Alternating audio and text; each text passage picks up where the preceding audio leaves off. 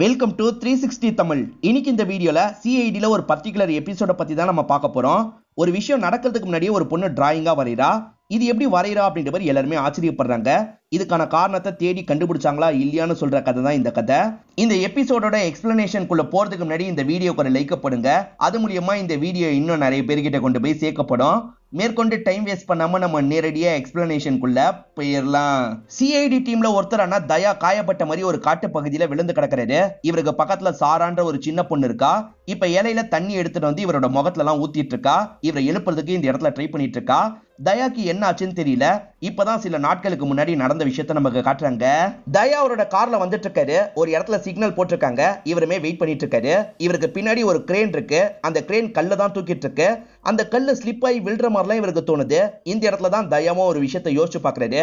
இன்னைக்கு காலையில தயா வீட்டுல கிளம்ப ஆரம்பிச்சாரு பாத்தீங்களா. அப்ப நியூஸ் பேப்பரை பார்த்திருப்பாரு. அது கூட சேர்ந்து வேற ஒரு பேப்பர் வந்திருக்கும். அது ஒரு டிராயிங்கா இருக்கும். இந்த மாதிரி அந்த கிரேன்ல இருக்க கல்லு வெல்ற மாதிரி தான் அந்த டிராயிங்ல வரையப்பட்டிருக்கும். இப்ப அது இவருக்கு தோணுது. ஒருவேளை விழுந்துருச்சுன்னா என்ன பண்றது அப்படின்ற மாதிரி யோசிக்கிறாரு. அது ஸ்லிப் வேற ஆயிட்டு இருக்கு. இவரும் காரை விட்டு வேகமா வெளியே வந்து குதிக்கிறாரு. கரெக்டா அந்த கல்லு அந்த கார் மேல விழுந்து அந்த கார் டேமேஜ் ஆயிருது. வேணும்ட்டே தான் இதை பண்ணிருக்காங்கன்னு தயாக்கு புரியுது. அந்த கிரேன் ஓனரை பிடிக்கிறதுக்காக போறாரு. ஆனா கிரேனை ஆப்ரேட் பண்ணிட்டு இருந்தவன் அங்க இருந்து கிளம்பி ஓடிடுறான். கண்டிப்பா இவன் திட்டமிட்டு தான் பண்ணிருக்கான் அப்படின்றத தயா புரிஞ்சுக்கிறாரு. ஆனா எப்படி இது முன்கூட்டியே டயக்ராமா வந்தது அப்படின்ற மாதிரி இவருக்கு தோணுது. இத பத்திலாம் சீனியர் கிட்ட சொல்லிட்டு இருக்காரு. நடக்கிறதுக்கு முன்னாடியே ஒரு விஷயத்தை எப்படி வரைய முடியும் அப்படின்ற மாதிரி ஏசிபி யோசிக்கிறாரு. இப்ப அபிஷேக் ஒரு விஷயத்த சொல்ல ஆரம்பிக்கிறாரு. தயாவை கொல்லணும்னு யாரோ நினைச்சிருக்காங்க. அதை முன்கூட்டியே தயா கிட்ட சொல்லி இந்த விஷயத்த பண்ணோன்றதுக்காக தான் இதை அனுப்பியிருக்காங்க. இப்படிதான் இருக்க வாய்ப்பு இருக்குன்னு சொல்லிட்டாரு. அப்படி கூட இருக்கலான்ற மாதிரி ஏசிபி ஏத்துக்கிறாரு. அந்த கிரேன் ஆபரேட்டர் தானே இந்த விஷயத்த பண்ணிருக்கான். அவனை நம்ம முதல்ல கண்டுபிடிக்கணும் அப்படின்ற மாதிரிலாம் யோசிக்கிறாங்க.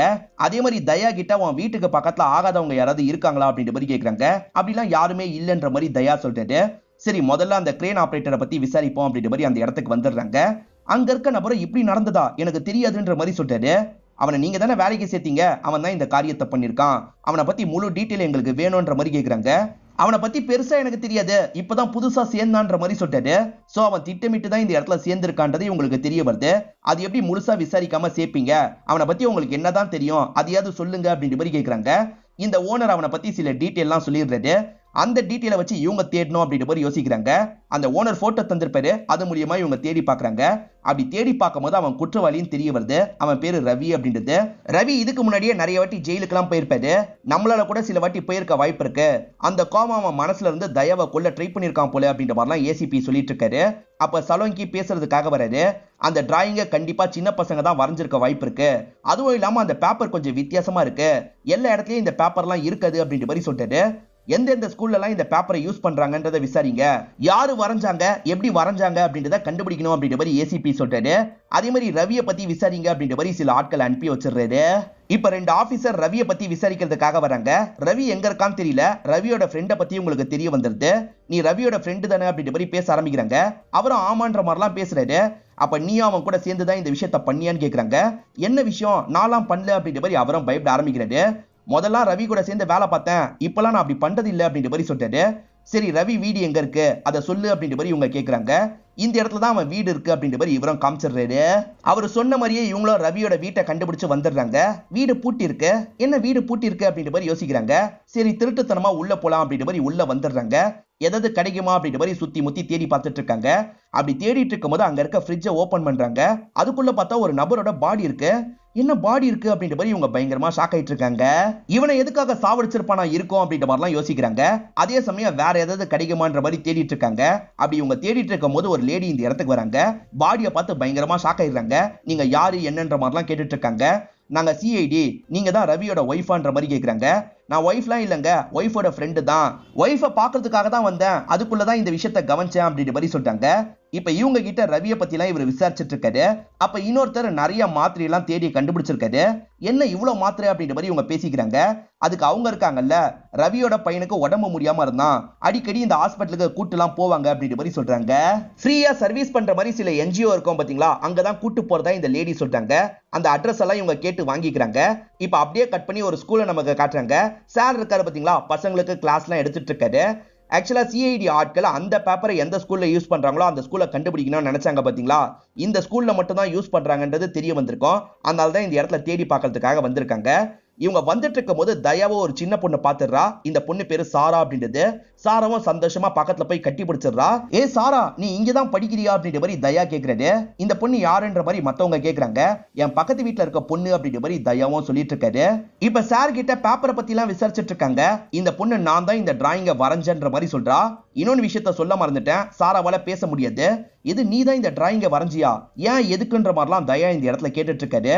சாராவும் ரொம்ப பயப்படுற மாதிரி ரியாக்ஷன் கொடுக்குறா. சாரா இன்னும் சில டிராயிங்க வரைஞ்சு வச்சிருக்கா போல. அந்த டிராயிங் எல்லாம் எடுத்துட்டு வந்து தயா கிட்ட காமிச்சிட்டு இருக்கா. ஒரு செங்கல் சூளையிலே இவர் காயப்பட்ட மாதிரி விழுந்து கிடக்கிற மாதிரி தான் அந்த டிராயிங் இருக்கு. உங்களுக்கு ஏதோ ஒரு ஆபத்து வரப்போது போல சார், அதை பத்தி தான் அந்த பொண்ணு சொல்றான்ற மாதிரி சார சொல்றாரு. சரின்ற மாதிரி தயாவும் கேட்டுக்கிறாரு. இந்த பொண்ணோட பேரண்ட்ஸை பார்த்து பேசணும் அப்படின்ற மாதிரி யோசிக்கிறாரு. இப்ப பேசுறதுக்காக வீட்டுக்கு வந்துடுறாங்க. பேரண்ட்ஸ் கிட்ட பொண்ணு வரைஞ்ச டிராயிங் எல்லாம் காமிச்சிட்டு இருக்காங்க.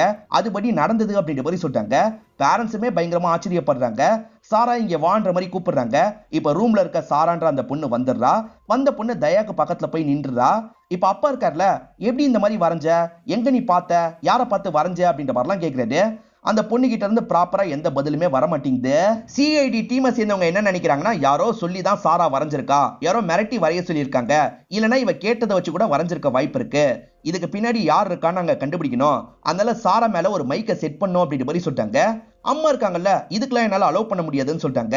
ஆனா அப்பா கொஞ்சம் சப்போர்ட்டிவா தான் பேசுறாரு. சிஐடி கண்டுபிடிக்கிறதுக்கு நம்ம தான் ஹெல்ப் பண்ணணும்னு சொல்லிட்டாரு. அதனால அம்மாவும் ஏத்துக்கிறாங்க. இப்ப அந்த பொண்ணுக்கு ஒரு கிளிப்பு போட்டு விடலாம்னு நினைக்கிறாங்க. அந்த கிளிப்ல தான் இவங்க மைக்கை செட் பண்ணி வச்சிருக்காங்க. அந்த பொண்ணு கூட யாரு பேசினாலும் இவங்களுக்கு தெரிஞ்சிடும். அதே மாதிரி அந்த பொண்ணோட லொகேஷனை ட்ராக் பண்ண முடியும். இவங்க பக்கவா அதை செட் பண்ணி வச்சிடுறாங்க. ஒரு என்ஜிஓ இருக்கிறதா சொன்ன பாத்தீங்களா, ஏசிபி அந்த இடத்துல விசாரணை பண்றதுக்காக வந்துடுறாரு. வீட்டுல நிறைய மாத்திரை கிடைச்சது பாத்தீங்களா, அந்த மாத்திரையை காமிச்சு இது என்ன மாத்திரைன்னு கேக்குறாரு. இந்த ப்ராப்ளத்துக்கு தர பெயின் கில்லர் அப்படின்ற மாதிரி அவங்க சொல்றாங்க. யாரு வாங்கினான்னு பார்த்து சொல்லுங்கன்ற மாதிரி கேட்கிறாரு. இவங்களுமே செக் பண்ணிட்டு ரவியோட பையன் தான் வாங்கினா அப்படின்ற மாதிரி சொல்றாங்க. ரவியோட மிஸ்ஸஸ் தான் அடிக்கடி கூட்டு வந்து பையனை செக்அப் பண்ணி கூட்டு போவாங்க. ரொம்ப சீரியஸான ப்ராப்ளம், நாங்க ஆபரேஷனுக்காக ஹெல்ப்லாம் பண்ணுவோம், ஆனா பாதி காசு தான் எங்களால தர முடியும், மீதி காசு அவங்க தான் ரெடி பண்ணோம், இதை பத்தி நாங்க சொல்லியிருக்கோம் அப்படின்ற மாதிரிலாம் சொல்றாங்க. ஏசிபி என்ன யோசிக்கிறாருன்னா, ரவிக்கு காசு தேவைப்படுது, அவங்க கூட தயாவை கொல்ல ட்ரை பண்ணிருக்க வாய்ப்பு இல்ல, யாராவது கொல்லு காசு தரேன்னு சொல்லியிருக்க வாய்ப்பு இருக்கு, அதுக்காக கூட பண்ணிருக்கலாம்னு யோசிக்கிறாரு. அந்த பொண்ணு கிளாஸ்ல உட்காந்து இருக்கா போல. சார் கிளாஸ் எடுத்துட்டு இருக்கிறதா இவங்களுக்கு கேக்குது. இவங்களுமே அதை கவனிச்சிட்டு இருக்காங்க. இவங்க ஸ்கூல் லைஃபை பத்திலாம் ஜாலியா பேசிட்டு இருக்காங்க. நேரம் போறதே தெரிய மாட்டேங்குது. ஒரு ஸ்டேஜ்ல பேரண்ட்ஸ் எல்லாம் பசங்களை கூட்டு போறதுக்காக வந்திருக்காங்க. அப்படி வந்ததுல இந்த சாரான்ற பொண்ணோட அம்மா மட்டும் அந்த இடத்துல சண்டைலாம் போட்டுட்டு இருக்காங்க. என்னாச்சு ஏதாச்சுன்னு பாக்குறதுக்காக இவங்களுமே பக்கத்துல வந்துடுறாங்க. என் பொண்ணை கூப்பிடலான்னு வந்தேன், பொண்ணு கிளாஸ் ரூம்ல இல்லன்ற மாதிரி சொல்றாங்க. எது இல்லையான்ற மாதிரி இவங்க எல்லாருமே ஷாக் ஆகுறாங்க. அந்த பொண்ணோட லொகேஷன் காட்டும்ல, கிளாஸ் ரூம்ல இருக்க மாதிரி தான் காட்டுது, கிளாஸ் ரூம்ல இருக்க மாதிரி தான் காட்டுதே அப்படின்ற மாதிரி இவங்களும் செக் பண்றதுக்காக வராங்க. அந்த இடத்துல பார்த்தா இவங்க தந்த கிளிப்பு கீழே விழுந்து கிடக்குது. அதை கலட்டி போட்டுட்டு யாரோ தூக்கிட்டு போயிருக்காங்கன்னு இவங்களுக்கு தெரிய வருது. யாரா இருக்கும் அப்படின்ற மாதிரி இங்க இருக்க மேனேஜ்மெண்ட் ஆட்கள் கிட்ட இவங்க விசாரணை பண்றாங்க. இந்த இடத்துக்கு யார் வந்தா அப்படின்ற மாதிரிலாம் கேட்டுட்டு இருக்காங்க. டிரைவர் ஒருத்தன் தான் வந்தான் அப்படின்ற மாதிரி ஆட்கள்லாம் சொல்லிட்டு இருக்காங்க. யார் அந்த டிரைவர், டீட்டெயில் தாங்க அப்படின்ற மாதிரிலாம் கேட்கறாங்க. அவனை பத்தி பெருசா எங்களுக்கு எதுவுமே தெரியாது, அவன் புதுசா சேர்ந்தவன் அப்படின்ற மாதிரி சொல்லிட்டாங்க. இவனா பாருங்கன்ற மாதிரி ரவி போட்டோவா காட்டுறாங்க. இவனே தான் அப்படின்ற மாதிரி மேனேஜ்மெண்ட்டை சேர்ந்தவங்க சொல்றாங்க. அது எப்படி பெருசா விசாரணை பண்ணாம நீங்க சேர்ப்பீங்க அப்படின்ற மாதிரி சிஐடி டீமை சேர்ந்தவங்க கேட்கறாங்க. இதுக்கு முன்னாடி அந்த வேலையில ஒரு பையன் இருந்தான், அந்த பையன் சொல்லாம கொள்ளாம வராம இருந்துட்டான், அவசரத்துக்காக தான் இந்த நபரை சேர்த்தோம், வேற வழி இல்லாம தான் இப்படி பண்ணிட்டோம் அப்படின்ற மாதிரிலாம் சொல்லிட்டு இருக்காங்க. சரி, இதுக்கு முன்னாடி ஒரு பையன் டிரைவரா வேலை பார்த்ததா சொன்னீங்கல்ல, அந்த பையன் இவனா பாருங்கன்னு போட்டோவை காட்டுறாங்க. இவங்களும் ஆமான்னு சொல்றாங்க. ஆக்சுவலா ஃப்ரிட்ஜில் ஒரு பாடி கிடைச்சது பாத்தீங்களா, அந்த பையன் தான் இதுக்கு முன்னாடி வேலை பார்த்தவனா இருப்பான். சோ அவனை காலி பண்ணிட்டு ரவி இந்த இடத்துக்கு வந்திருக்காரு. பொண்ணையும் தூக்கிட்டு போயிருக்காரு. பிளான் பண்ணி இந்த இடத்துக்கு வந்து பொண்ணை தூக்கிட்டு போயிருக்கான் அப்படின்ற மாதிரிலாம் இவங்களுக்குள்ள பேசிட்டு இருக்காங்க. இப்ப சாராவோட அம்மா உங்களை நம்பி தானே பொண்ணை விட்டேன் அப்படின்ற மாதிரி அழ ஆரம்பிக்கிறாங்க. கவலைப்படாதீங்க, உங்க பொண்ணு எங்க இருந்தாலும் கண்டுபிடிச்சிருவேன் தயா சொல்றாரு. அந்த பொண்ணு முன்கூட்டியே தெரிஞ்ச மாதிரி வரைஞ்சா பாத்தீங்களா, இதெல்லாம் எப்படி அப்படின்ற மாதிரி இவங்க யோசிச்சுட்டு இருக்காங்க. அதே மாதிரி இப்ப ரவி எங்க அந்த பொண்ணை தூக்கிட்டு போயிருக்கான்னு தெரியலையே அப்படின்ற மாதிரிலாம் யோசிக்கிறாங்க. அப்ப போன் கால் வந்து இவங்களும் அட்டன் பண்ணி பேச ஆரம்பிக்கிறாங்க. எதிர பார்த்தா ரவி தான் பேசிட்டு இருக்கான். இவங்க எல்லாரையும் கிண்டல் பண்ற மாதிரி பேசுறான். தயா நீ மட்டும் இந்த இடத்துக்கு வரணும், அப்பதான் அந்த பொண்ணை காப்பாற்ற முடியும் அப்படின்ற மாதிரிலாம் சொல்லிட்டு இருக்கான். எக்ஸாக்டா இடத்த சொல்ல மாட்டான், ஏரியாவை மட்டும் சொல்றான். தயாவும் நான் உடனே அந்த இடத்துக்கு வரேன்ற மாதிரி சொல்லிட்டு இருக்காரு. இதுக்கு அபிஷேக் ஏத்துக்க மாட்டாரு. எது நீ மட்டும் தனியா போக போறியா, உன் உயிருக்கே ஆபத்து வரலாம், நாங்க போக விட மாட்டோம் அப்படின்ற மாதிரி சொல்லிட்டாரு. புரிஞ்சுக்கோ அபிஷேக், என்னால் தான் அந்த பொண்ணு மாட்டிட்டு இருக்கா, அந்த பொண்ணை காப்பாத்துறது தான் என்னோட மொத பிரியாரிட்டி அப்படின்ற மாதிரிலாம் சொல்லிட்டு இருக்காரு. இதனால ஏசிபி இருக்கார்ல, தயா நீ கிளம்பு அப்படின்ற மாதிரி சொல்றாரு. இப்ப தயாவும் இங்க இருந்து கிளம்புறதுக்காக வெளியே வந்துடுறாரு. வெளியே வந்து பைக் எடுக்கலாம்னு நினைக்கும் போதுதான் ஒரு லெட்டர் இருக்கிறத பாக்குறாரு. இந்த பகுதிக்கு தான் எக்ஸாக்ட்டா வரணும்ன்ற மாதிரி அவன் லெட்டர்ல எழுதி வச்சிருக்கான். ஓஹோ இங்க தான் வரணுமா, உடனே வரன்ற மாதிரி பைக் எடுத்துட்டு இவர் கிளம்ப ஆரம்பிக்கிறாரு. ரவியோட மிஸ்ஸஸ் தான் பையனை கூட்டிட்டு வருவாங்கன்ற மாதிரி அவங்க சொன்னாங்கல்ல, அந்த மிஸ்ஸஸ் வந்தா பிடிக்கணும்ன்ற மாதிரி இவங்க வெயிட் பண்ணிட்டு இருக்காங்க. அந்த மிஸ்ஸஸும் நார்மலா இந்த இடத்துக்கு வந்துடுறாங்க. இப்ப ஏசிபி இருக்காரு பாத்தீங்களா, நார்மலா வந்து இவங்க கிட்ட பேச ஆரம்பிக்கிறாரு. நாங்க ரவியோட ஃப்ரெண்ட்ஸ் தான், ஆபரேஷனுக்கு காசு வேணும்னு கேட்டான், நாங்க ஏற்பாடுலாம் பண்ணிட்டோம், ஆனா அவன் எங்க இருக்கான்னு தெரியல, நீங்க சொன்னீங்கன்னா கொஞ்சம் நல்லா இருக்கும் அப்படின்ற மாதிரி கேக்குறாரு. உண்மையிலேயே ஹஸ்பண்டோட ஃப்ரெண்டுன்னு அவங்க யோசிக்கிறாங்க, இடத்த சொல்லிடுறாங்க. அந்த இடத்துல பார்த்தா ரவி ஃப்ரெண்ட்ஸ் கூட சேர்ந்த மாதிரி சீட் ஆடிட்டு இருக்காரு. சிஐடி வெளியே இருந்து கவனிச்சிட்டு இருக்காங்க. இப்ப சட்டுன்னு கதை உடச்சிட்டு உள்ள நுழையிறாங்க. அவனுங்க எல்லாருமே ஒவ்வொரு பக்கம் தெரிச்சு ஓடிட்டு இருக்காங்க. மத்தவங்க ஓடினா பரவாயில்ல, ரவியை பிடிக்கணும்ன்ற மாதிரி இவங்க யோசிக்கிறாங்க. ஒரு ஸ்டேஜ்ல ரவி அந்த இடத்துல லாக் பண்ணிடுறாங்க. சாரா எங்கன்னு கேக்குறாங்க. சாராவை வேற ஒரு டீம் கிட்ட நான் ஒப்படைச்சிட்டேன், அந்த டீமுக்கு ஹெட்டா ஒருத்தன் இருக்கான், அவன் யாருன்றது சத்தியமா எனக்கு தெரியாது, போன் மூலியமா மட்டும்தான் என்கிட்ட பேசினா, பையனோட ஆபரேஷனுக்கு நான் ஹெல்ப் பண்றேன், இந்த விஷயத்த பண்ணுன்னு சொன்னா, அதனால தான் நான் பண்ணேன், வேற எதுவுமே எனக்கு தெரியாது அப்படின்ற மாதிரிலாம் சொல்லிட்டாரு. இவர் சொல்றது உண்மைதான்றத புரிஞ்சுக்கிறாங்க. செங்கல் சூளையில தான் இருக்க வாய்ப்பு இருக்குன்னு உங்களுக்கு தோணுது, ஆனா அது எங்க இருக்குன்றது இவங்களுக்கு தெரிய மாட்டேங்குது. இன்ஃபார்மர் ஒருத்தர் இவங்களுக்கு இருப்பாரு. அந்த இன்ஃபார்மர் கிட்ட செங்கல் சூளை எங்க இருக்குன்னு கண்டுபிடி அப்படின்ற மாதிரி சொல்லியிருப்பாங்க. அந்த இன்ஃபார்மர் அவரோட ஃப்ரெண்ட்ஸ் கிட்ட டிஸ்கஸ் பண்றாரு. இப்ப ஃப்ரெண்ட்ஸ்ல ஒருத்தன் இருக்கான்ல, இந்த இடத்துல தான் இருக்குன்ற மாதிரி சொல்றான். இப்ப தயாவும் டிராவல் பண்ணி அந்த இடத்துக்கு வந்துடுறாரு. அது ஒரு செங்கல் சூளையா தான் இருக்கும். இந்த இடத்துல காயப்பட்டு நம்ம விழுந்த மாதிரி தானே டிராயிங் இருந்தது அப்படின்ற மாதிரி யோசிக்கிறாரு.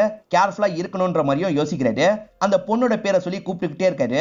அந்த பொண்ணை சில ஆட்கள் லாக் பண்ணி வச்சிருக்காங்க. இப்ப மறைஞ்சிருந்து தயாவை அட்டாக் பண்ணலாம் நினைக்கிறாங்க. அபிஷேக்கும் இன்னொருத்தரும் சேர்ந்த மாதிரி கார்ல வந்துட்டு இருக்காங்க. அப்பதான் அந்த இன்ஃபார்மர் கிட்ட இருந்து தகவல் கிடைக்குது, இந்த பகுதியில தான் அந்த செங்கல் சூளை இருக்குன்ற மாதிரி சொல்லிட்டாரு. அந்த இடத்துக்கு உடனே போனோம் அப்படின்ற மாதிரி இவங்களும் வேகமா கிளம்ப ஆரம்பிக்கிறாங்க. தயாவும் சாராவை தேடிட்டு இருக்காரு. அப்ப ஷோல்டர்லயே ஒரு புல்லட் பட்டு இவர் பொத்துன்னு கீழே விழுந்துடுறாரு. அந்த டயகிராம்ல எப்படி விழுந்து கிடந்தாரோ அதே மாதிரி தான் இந்த இடத்துல விழுந்து கிடக்குறாரு. இவர்கிட்டயும் கன் இருக்குல்ல. இப்ப அந்த கேங் ஆட்கள் எல்லாம் ஷூட் பண்றாரு. அவங்க மாட்டிக்கூடாது அப்படின்ற மாதிரி இங்க இருந்து தப்பிச்சு ஓடிட்டு இருக்காங்க. ஆனா தயா விட மாட்டாரு, அவங்க கூட பயங்கரமா சண்டை போடுறாரு. ஒரு ஸ்டேஜ்ல அந்த சாராவை காப்பாத்திட்டு காட்டு பகுதிக்குள்ள போயிட்டு இருக்காரு. விடக்கூடாது அப்படின்ற மாதிரி இந்த 3 ஆட்களும் பின்னாடியே துரத்திட்டு ஓடிட்டு இருக்காங்க. இந்த சமயம் தான் அபிஷேக் இருக்காரு பாத்தீங்களா, இந்த இடத்துக்கு வராரு. இங்க சண்டை நடந்திருக்கு அப்படின்றது அபிஷேக்கு தெரியுது. ரத்தம் வேற சிந்தி இருக்கு. தயாக்கு தான் காயம் பட்டிருக்கு போல அப்படின்ற மாதிரி யோசிக்கிறாரு. சுத்தி முத்தி தேடி பாக்குறாங்க. தயா எங்க போனாரு அப்படின்றது இவங்களுக்கு தெரியல. இப்ப தயா காயப்பட்ட மாதிரி ஒரு இடத்துல மயங்கிருவாரு. இந்த பொண்ணு எழுப்பணும் அப்படின்ற மாதிரி யோசிக்கிறா. சுத்தி முத்தி பாக்குறா. ஒரு நபர் மட்டும் அங்க வேலை எல்லாம் பார்த்துட்டு இருக்காரு. அந்த நபர்கிட்ட கூட ஹெல்ப் கேட்க மாட்டா. இவளே தண்ணியை எடுத்துட்டு போலாம் அப்படின்ற மாதிரி கொஞ்சம் கொஞ்சமா தண்ணியை எடுத்துட்டு போய் தயா மேல எல்லாம் ஊத்திட்டு இருக்கா. இங்க தானே வந்தான், எங்க போனா அப்படின்ற மாதிரி இந்த 3 ஆட்கள் யோசிச்சுட்டு இருக்காங்க. இந்த 3 ஆட்களுக்கும் ஹெட்டா ஒருத்தன் இருக்கான் பாத்தீங்களா, அவன் கிட்ட இருந்து கால் வருது. கதையை முடிச்சிட்டீங்களா அப்படின்ற மாதிரி கேக்குறான். இல்ல இந்த மாதிரிலாம் ஆயிடுச்சு அப்படின்ற மாதிரி இவங்க சொல்றாங்க. ஒரு வேலையை ஒழுங்கா பண்ண மாட்டீங்களா, சீக்கிரமா கண்டுபிடிச்சு கதையை முடிங்கன்னு சொல்லிட்டாரு. சரி நாங்க பாத்துக்கிறோம் அப்படின்ற மாதிரி இவங்களும் ஏத்துக்கிறாங்க. அபிஷேக்கு கடைசி வரைக்கும் தயா கிடைக்கல, அதை பத்தி எல்லாம் ஏசிபி கிட்ட சொல்லிட்டாரு. தயா கிடைக்கலையா, அப்ப தயாக்கு என்ன ஆயிருக்கும் அப்படின்ற மாதிரி எல்லாருமே ரொம்ப பதட்டமா இருக்காங்க. இப்பதான் மயங்கி இருக்க தயா முழிச்சிடுறாரு. இந்த பொண்ணை காப்பாத்தணும்னு யோசிக்கிறாரு. 3 பேருமே கன்னோட ஒவ்வொரு பக்கம் போயிட்டு இருக்காங்க. அதுல ஒருத்த மட்டும் தனியா தயா இருக்கிற இடத்துக்கு வரான். நீ இங்கே இருன்ற மாதிரி அவன் கூட சண்டைக்காக போறாரு. 2 பேருமே சண்டை போட்டுட்டு இருக்காங்க பாத்தீங்களா. தயா கொஞ்சம் அடிதான் வாங்கிட்டு இருக்காரு. இத பாக்குற அந்த பொண்ணு பயத்துல ஹெல்ப்புக்கு ஆளை கூட்டு வரலாம் அப்படின்ற மாதிரி இங்க இருந்து கிளம்பி போயிடுறா. அவ கிளம்பி போனதுக்கு அப்புறம் தான் தயா இந்த இடத்துல பயங்கரமா சண்டை போடுறாரு. ஒரு ஸ்டேஜ்ல கன் இவரோட கையில மாட்டிருது. அந்த கன்னை வச்சு அவனை ஷூட் பண்ணிடுவாரு. அவனை காயப்பட்ட மாதிரி கீழே விழுந்து கிடக்குறான். இப்ப தயாவும் சாராவை கூட்டிட்டு ஓடிடலான்னு பாக்குறாரு. பார்த்தா அந்த இடத்துல சாராவை காணோம். அதுக்குள்ள எங்க போனா அப்படின்ற மாதிரிலாம் இவர் யோசிச்சுட்டு இருக்காரு. கன் ஷாட் சவுண்ட் கேட்டதுல மீதி 2 ஆட்கள் இந்த இடத்துக்கு வந்துடுறாங்க. உனக்கு என்னடா ஆச்சு அப்படின்ற மாதிரிலாம் இவன் கிட்ட கேட்டுட்டு இருக்காங்க. இவனால சரியா பேச முடியல. சாரா காணாம போனதுனால அம்மா பயங்கரமா ஃபீல் பண்ணிட்டு இருக்காங்க. இப்ப சிஐடி டீம் அப்பா கிட்ட பேசுறதுக்காக இந்த இடத்துக்கு வந்திருக்காங்க. அந்த பொண்ணு எப்படி டிராயிங்க வரைஞ்சான்றதை கண்டுபிடிக்கணும், அப்பதான் குற்றவாளியை கண்டுபிடிக்க முடியும்னு யோசிக்கிறாங்க. பொண்ணோட ஆக்டிவிட்டி என்னன்னு கேக்குறாங்க. அவ மேக்சிமம் வீட்டுக்குள்ள படிச்சுக்கிட்டே தான் இருப்பா, எப்பயாவது மட்டும் தான் பசங்க கூட விளையாடுறதுக்காக வெளியே போவான்ற மாதிரி சொல்றாங்க. வெளியே பசங்க கிட்ட போய் விசாரிக்கணும்ன்ற மாதிரி இவர் யோசிக்கிறாரு. ஆக்சுவலா இந்த சின்ன பொண்ணு தண்ணி பிடிக்கும் போது ஒரு நபரை பார்த்தா பாத்தீங்களா, அவர்கிட்ட ஹெல்ப் கேட்கலாம் அப்படின்ற மாதிரி அந்த நபர் இருக்கிற இடத்துக்கு ஓடி வந்துடுறா. அவ பேசுறது சுத்தமா இந்த நபருக்கு புரிய மாட்டேங்குது. ஏதோ ஹெல்ப் தேவை போலன்னு புரிஞ்சுக்கிறாரு.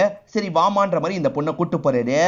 தயாவும் யார் கண்ணிலையும் படாம அந்த பொண்ணை கண்டுபிடிக்கணும்ன்ற மாதிரி தேடிட்டு இருக்காரு. அப்படி தேடி வந்துட்டு இருக்கும் போது இவர் ஷூட் பண்ண நபர் இருக்கான்ல, ஒரு இடத்துல விழுந்த மாதிரி கிடக்குறான். ஆட்கள் விட்டுட்டு தயாவை தேடுறதுக்காக போயிருக்காங்க. இப்ப இவர் யார் சொல்லி இதை பண்ண, ஒழுங்கா சொல்லு அப்படின்ற மாதிரிலாம் கேட்கிறாரு.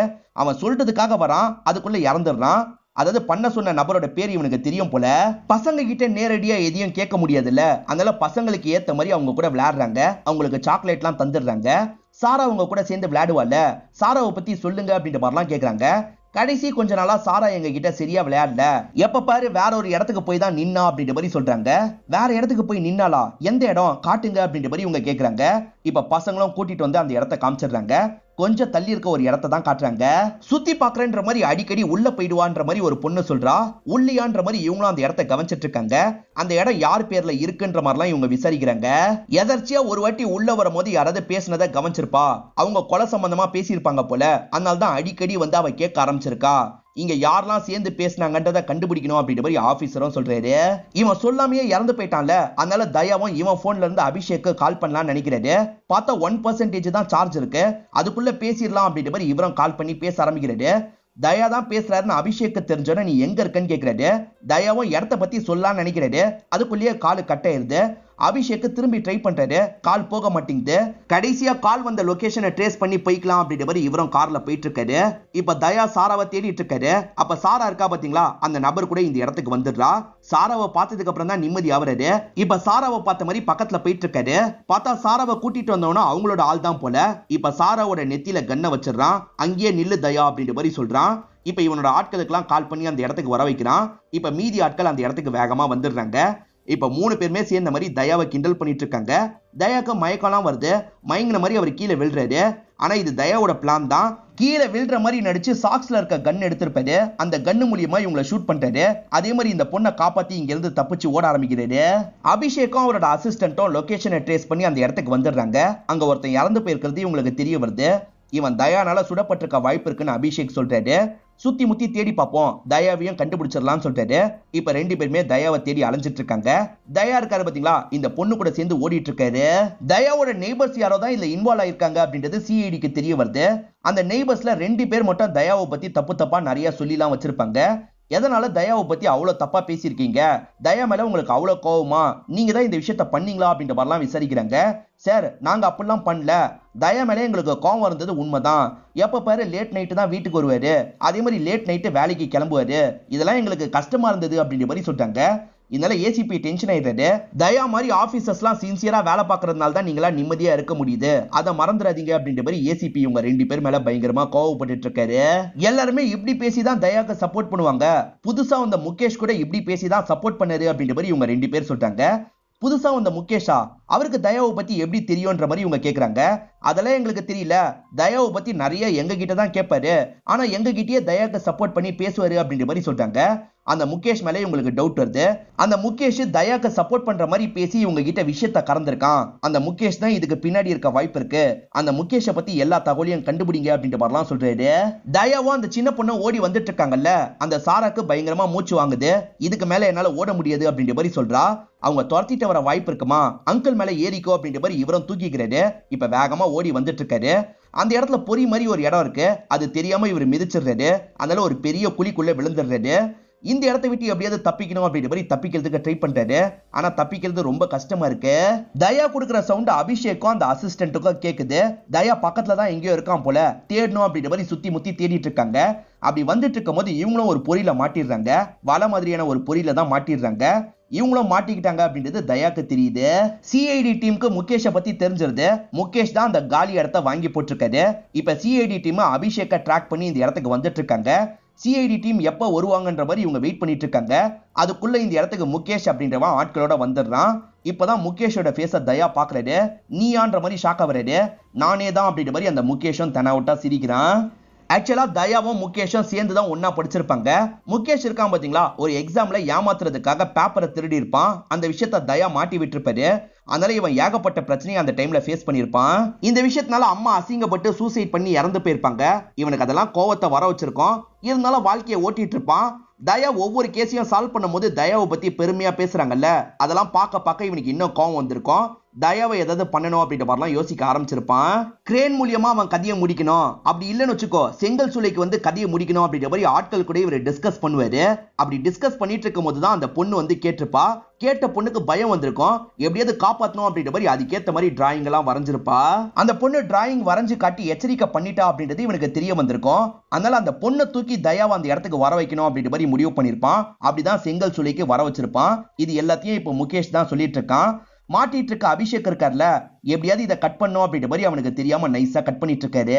இப்ப முகேஷ் அசந்த நேரம் அபிஷேக் இருக்காரு பாத்தீங்களா, மேல இருந்து கீழே குதிச்சு இவனை அட்டாக் பண்றாரு. பக்கத்துல இருக்க ஆட்களையும் அட்டாக் பண்றாரு. இந்த கேப்ல சிஐடி ஆட்களும் இந்த இடத்துக்கு வந்துடுறாங்க. வந்தவங்க இந்த டீமை சேர்ந்தவங்க எல்லாம் ஷூட் பண்றாங்க. இந்த டீமை சேர்ந்த எல்லாரையும் லாக் பண்ணிடுறாங்க. அதே சமயம் அந்த முகேஷை இவங்க குழிக்குள்ள தள்ளிடுறாங்க. உன் அம்மா செத்து போனதுக்கு தயா காரணம் கிடையாது, நீ தான் காரணம், நீ எதுக்காக தப்பு பண்ண அப்படின்ற மாதிரிலாம் அபிஷேக் திட்டிட்டு இருக்காரு. இவனுமே இந்த இடத்துல புலம்பிட்டு இருக்கான். சரி, ரவியை எப்படி உன் வழிக்கு கொண்டு வந்த அப்படின்ற மாதிரிலாம் இவங்க கேட்டுட்டு இருக்காங்க. இவனை எப்படி கொண்டு வந்து இந்த விஷயத்த பண்ணான்றதா சொல்ல ஆரம்பிக்கிறான்.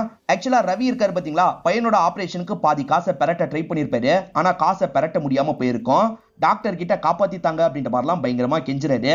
அந்த காசு இல்லாம எதுவுமே பண்ண முடியாது அப்படின்ற மாதிரி டாக்டர் சொல்லியிருப்பாரு. அதை வெளியே இருந்து இவன் கவனிச்சிருப்பான். சோ காசை தந்தா இவன் வேலை பண்ணுவான்ற மாதிரி மறைமுகமா அவனை சேர்த்திருப்பான். எது எப்படியோ நீ பண்ண தப்புக்காக இப்ப மாட்டிக்கிட்ட, அதுக்கான தண்டனை உனக்கு கிடைக்கும்ன்ற மாதிரி டீமை சேர்ந்து எல்லாருமே சொல்றாங்க. அதே மாதிரி அந்த பொண்ணு தானே இந்த கேஸ்க்கு நிறைய ஹெல்ப்லாம் பண்ணா. அதனால சிஐடி டீமை சேர்ந்த எல்லாருமே தனித்தனியா அந்த பொண்ணுக்கு கிஃப்ட் எல்லாம் தந்துட்டு இருக்காங்க. இதோட ஹாப்பியா இந்த எபிசோட நமக்கு முடிச்சிடுறாங்க. இந்த எபிசோட உங்க எல்லாருக்குமே பிடிச்சிருக்கோம் நம்புறேன். இந்த வீடியோ உங்களுக்கு பிடிச்சிருந்ததுன்னா லைக் பண்ணுங்க, கமெண்ட் பண்ணுங்க, மறக்காம 360 தமிழ் சேனலை சப்ஸ்கிரைப் பண்ணுங்க. தொடர்ச்சியா இந்த மாதிரி வீடியோக்கள் வந்துகிட்டே தான் இருக்கும்.